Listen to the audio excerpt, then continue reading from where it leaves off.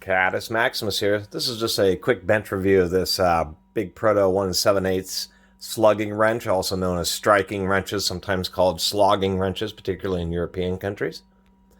And it's exactly what it sounds like. This is one of the few hand tools that is actually designed to be hit with a hammer, and that's all it is. This happens to be an offset version instead of the what would be considered a conventional version with the just a 5-degree angle. And on these Protos and a lot of the nicer ones, the Wrights, some of the Snap-on Williams ones, particularly in the larger sizes, will have these large striking buckles so you can hit them with sledgehammers. Yes, striking hammers do, as you would expect, have some issues, mainly because if you're one person, you have to put it on the fastener, then you have to hit it, which causes it to rattle, and then you got to cinch it up to the fastener. So many times you'd have, you're either using your hand to try to hold it, which is not particularly recommended because you're hammering next to it. Many times you would use these with two people, one with like a piece of wood pressing against it to hold it on while somebody else is using the sledgehammer to strike these. This is a larger unit. They do make smaller units, not just Proto, but a variety of companies, and they tend to have smaller buckles if you're working, say, with smaller 3/4 inch, 1 inch sizes. And when you get into the larger sizes, that's where the companies kind of set themselves apart. You know, cheaper Chinese ones and stuff will still have pretty small buckles, but on these types of tool, or I should say with the more professional brands, on the larger ones, they realize that these are really used for very high torque fasteners. Basically, this is your best bet. If you can't get an impact wrench in there and you don't have access to a hydraulic wrench, or you can't get a hydraulic wrench into the situation you're using these in.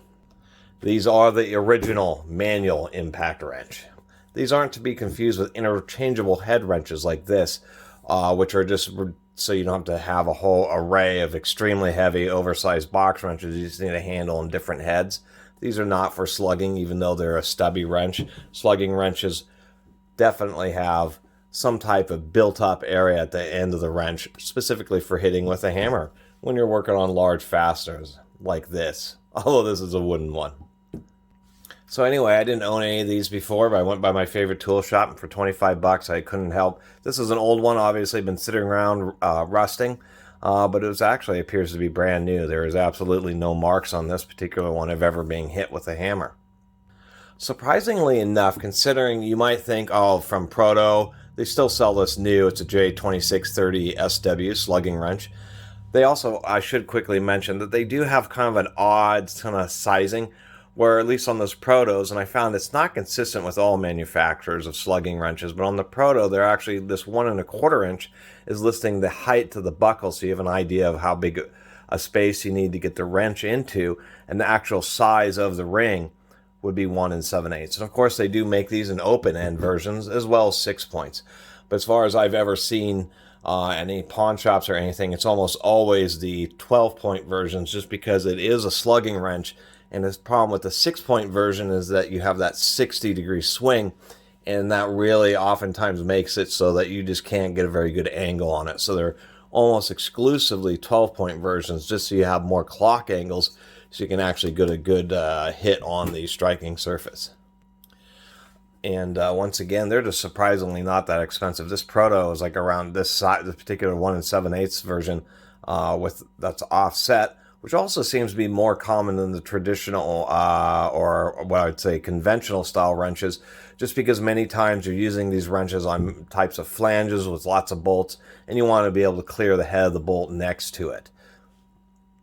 But once again, they're actually surprisingly cost effective. I'm really pretty surprised. Even on Amazon, there's a variety of different Proto ones, ranging from smaller sizes around $50 to around $100.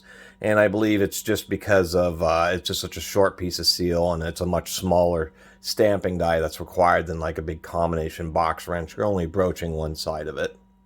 But that was always a surprising thing, is for such a heavy, beefy tool, it's not like these things are hundreds of dollars, although some of them are. Right Tool actually makes slugging ratchets. They're not a ratchet, they're just a bar like that that has maybe a 3/4 inch or a 1 inch square. Wright wants a lot of money for those, like $300. Also, I should mention, and I did find a Proto just dominates the large hand tool industry. There's, of course, Wright and Williams and Snap-on. But Proto really offers some of the best bang for the buck when it comes to actual large, heavy-duty tools. It's really pretty surprising, and almost all my large tools are exclusively Proto, just because, and that just proves how dominant they are because of how many of their big tools end up on the used market. They've been dominant for decades, probably nearly 75 years or more in the big tool industry, so you're really likely to find Proto versions. So I just wanted to make a video not just about this Proto slugging wrench, and I do like the Protos because they are a traditional slugging wrench. This style has been made by them probably since the 1940s or 50s, or maybe even earlier than that, but they've been around making these types of wrenches for a long time, and I've always appreciated the Protos because they really kind of, even though this style is actually quite heavy, I mean, it's a super duty, just a giant forged piece of steel, super, like 1.25 inch thick neck on this. I mean, the neck is 60 or 65, probably around 60% the actual thickness of the diameter of, at least in this case, of the fastener that it's turning. I mean, really substantial. These are meant to be welded on with sledgehammers, and I really like this really wide surface. It's a really easy surface to hit with a large hammer. And yes, these things are still totally valid. There's so many situations where you just can't get an impact wrench in there. And many times you would need an enormous, huge impact wrenches, like inch drive. I mean, you're carrying around tools that weigh 30 and 40 pounds.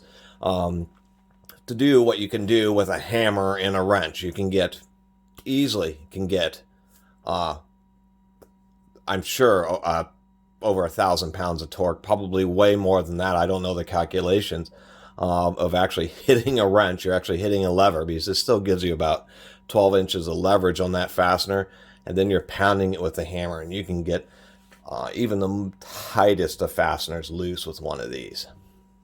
And that's always the great thing about these, the wrench slugging wrenches, the wrenches that are actually designed to be hammered on.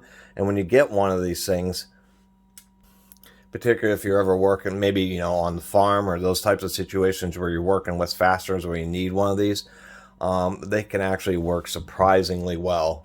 They're quick, and they're pretty compact and easy to deal with, because you just need to bring a hammer, and then you just have a set of these things. Use one of these to torque and untorque the fastener, and then use a regular ratchet to run the fastener in and out.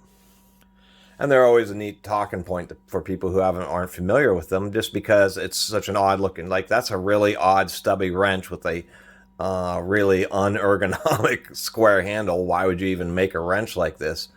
Once again, it's for you to take out your frustrations on.